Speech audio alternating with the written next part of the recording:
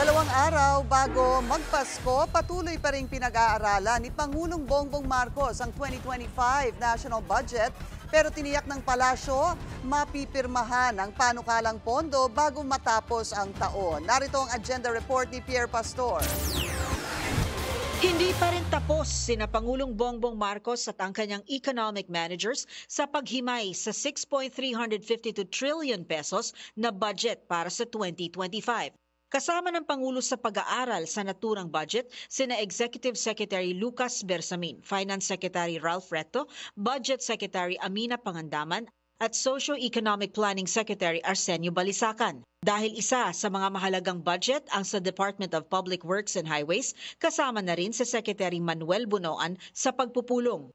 Ayon kay Communication Secretary Cesar Chavez, noong December 20 lang natanggap ng Malacanang ang ratified bill at ngayon hindi pa tapos ang paghihimay nila dito. Sinabi din ni Secretary Chavez na nais ng presidente na mapirmahan ang budget bago magtapos ang taon.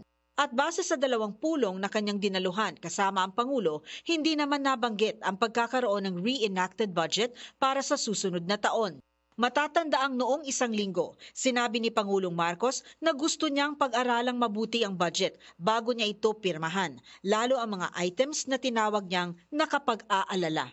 Sinabi din ng Pangulo na gagawa niya ng paraan na maibalik ang 10 bilyong piso na tinapyas sa budget ng DepEd. Samantalang dinipensahan niya ang desisyon kung bakit hindi bibigyan ng subsidiya ang PhilHealth para sa susunod na taon. Anya, financially stable naman ang PhilHealth dahil sa mga reserved funds nito.